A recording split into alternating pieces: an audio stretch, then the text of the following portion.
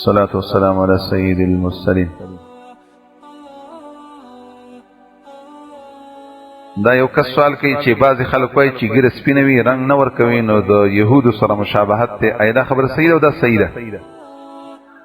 نبی علیه السلام وایي د خپلې ږیرې بدل کوي، خو د توروالي نه یې وساتئ او مشابهت د یهودو سره وایي مه کوئ. داسې حدیث دی لږ. علما داسې وایي چې یو ځل کم از کم په دې سنتو عمل ضرور دی، یو ځل کم از کم، د دې دپاره چې د یهودو د مشابهت نه انسان بچ.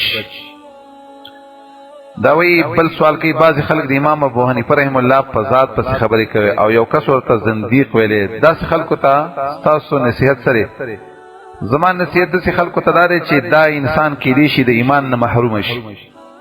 دا خبره انده دپاره زندیق یو عالم ته یا مسلمان ته ویل دا د انسان د کفر سبب جوړیږي. نو امام ابو حنیفه خلاصه کې د دې زمانې یو عالم ته چې څوک زندیق وي هم کفر ته پرې رسېدی شي.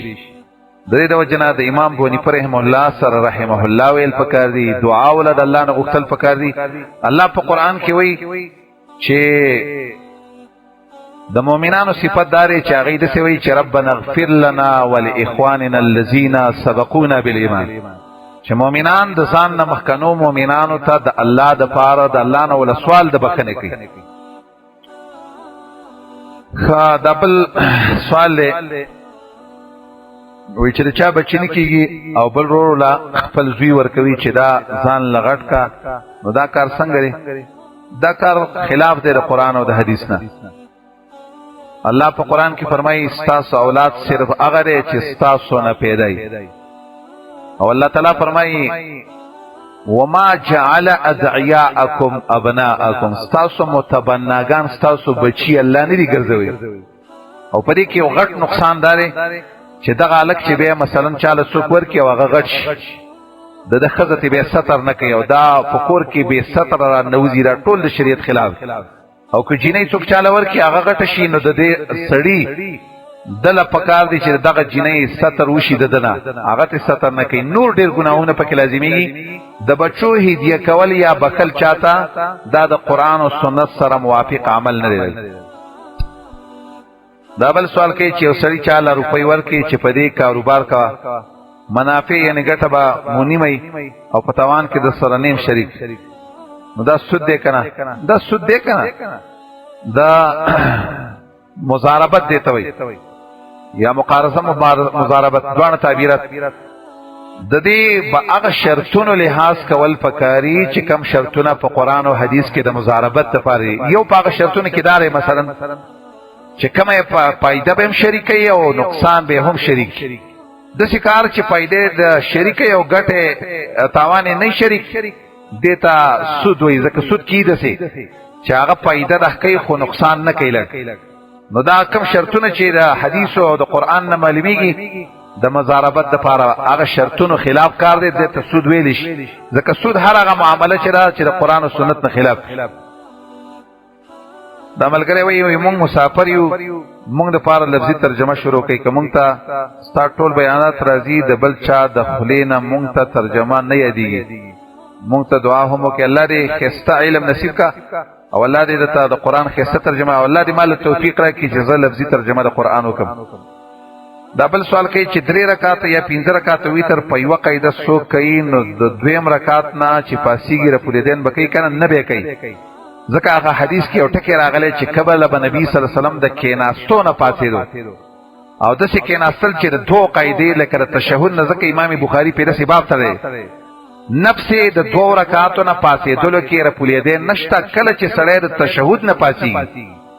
حدیث کې چې کوم الفاظ راغلي د هغې سوچ کول ضرور دی. لږ نفلي روژه چې د عذر د وجې نه ماتولی شو که نه، صحیح حدیث کې راغلي د الله نبي فرمایي چې المتطوع امیر نفسه، څوک چې نفلي عمل کوي دی د خپل ځان په خپله واکدار دی. بس که ماته یې وکړو او نیسي، نو دا خبره صحیح حدیثو کې نشته چې ګنې تا یو ځل نیک عمل شروع کړو ګنې بیا به بیرته به نه ماته. دا په صحیح احادیثو کې نشته.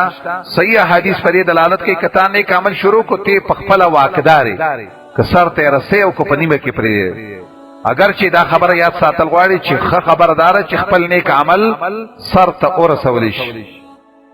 واپس یو قضا شته کنه نشته قضا مال ته مکه چې صحیح حدیث پرې کې نشته د دې د تفصیل لپاره خپل ټیم دی خو دومره را چې د قضایي په باره کې صحیح حدیث نشه.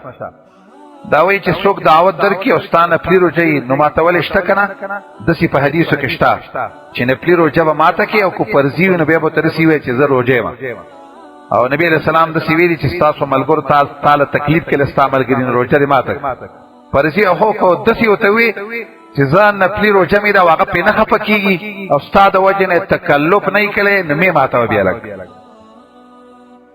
د خلافت څو شرطونه دي خلیفہ لپاره کوم صفات پکار دي او کو چرته د کفارو زور ډیر شي او مسلمانان اطراف تلړ شي نو دا خلافت به بیا باقی دا مسله کتابونو دو حدیثو کې تفصیلا بیانېږي.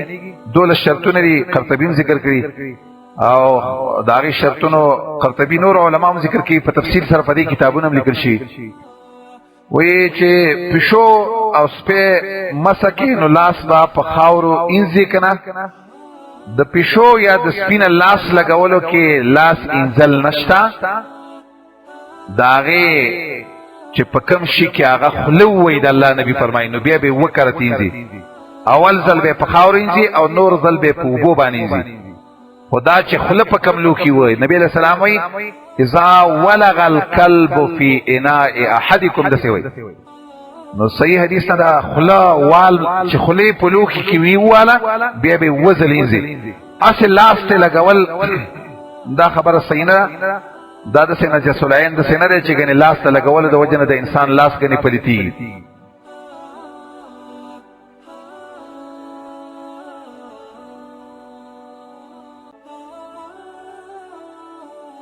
دا وایي چې یو ځای ته څوک خلق راغون شي او هلته ذکر کوي او د ذکر نه بعد روټۍ خوري دا کار څنګه لري دا کې یو ځل نیمه اتفاقی وشي دې ته بدعت نه ویل کی خدا که خلق همیشه را پاره کوي او ویب سي دا بدعت ته دې ته عبد الله بن مسعود بدعت ظلما ویلې تور بدعت ته اسی په جماعت کې اتفاقی خلق جمع شي او ذکرونه کوي دا ګناه نه ده چې څوک وي وتر کوي یو رکعت نو د دعا قنوت د دعای قنوت د پاره بل پر دین او الله اکبر وای په صحیح حدیثو کې نشتا یو اثر د عبد الله بن مسعود شتره پکې په تکبیر کې هم د شتا خو که یو ځل نیمه څوک کی لاسونه چتول د دعای قنوت د پاره یا الله اکبر یو ځل نیمه وای دې ته بدعت نشي ویل او نور د رسول الله سنت نه دی لکه وای زه ډېرې جدا علاقم دارمان درم چې تاسو کو زبیر باندې بیان وکړي رضی الله تعالی ما ته جمعه یاد کړي چې تاسو د زبیر سیرت بیان کړي چې زه درشم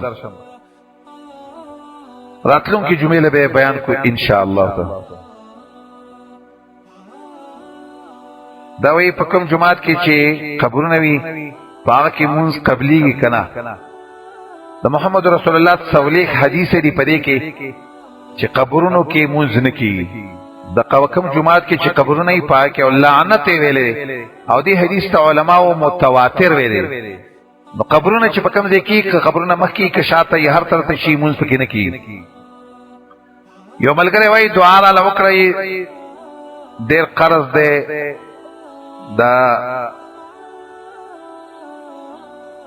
دا قرضدار ایما او سم تنگ شوی منو دعا الله دې هغه حدیث ابو داود کې دعا مشتا منګ بم دله دعا وکړو هغه دعا م ځل یاد کا الله دې د هر قسم قرض نه خلاص کا والله دې نصرت او مدد وکړي.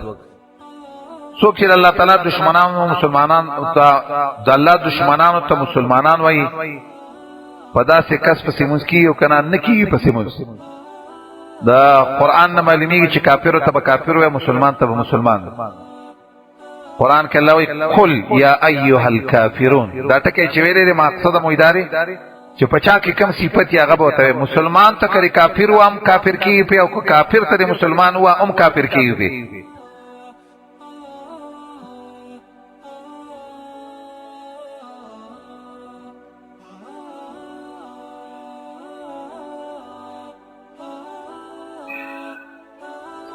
روانه جمعه موضوع تشیرانو دا بل جمعه باندې وکي ان شاء الله تشیرانو دا بل جمعه ان شاء الله. خلک وای چې عمر وای چې چانا امام پس سورته فاتحه چې چا نه امام پسې سورت فاتحه وویله نو زه به یې په خوله کې خاورې واچوم. آیا دا خبره صحیح ده؟ دا بیخي کمزورې ده. بل طرف ته د عمر نه په صحیح سند سره داسې ثابت دي چې عمر به ویلې چې چا په امام پسې فاتحه ونه لوستله لمونځ یې نه کېږي. دا امام طحاوي راوړی دی دا اثر، او په دې باندې چې امام بخاري په جزء القرآت کې کلام کړی دی چې دا ضعیف او ضعیف کمزورې روایت دی. د صحیح اثر کې داسې دي چې عمر به د داسې فتوا ورکوله چې فاتحه به لولې. بعضې بدعتیان دا اعتراض کوي چې پټکې امسا او تسبیح نور داسې خبرې وایي کوي چې د سنت طریقو باندې تاسو ولې عمل نه کوئ. پټکې چې دی دا په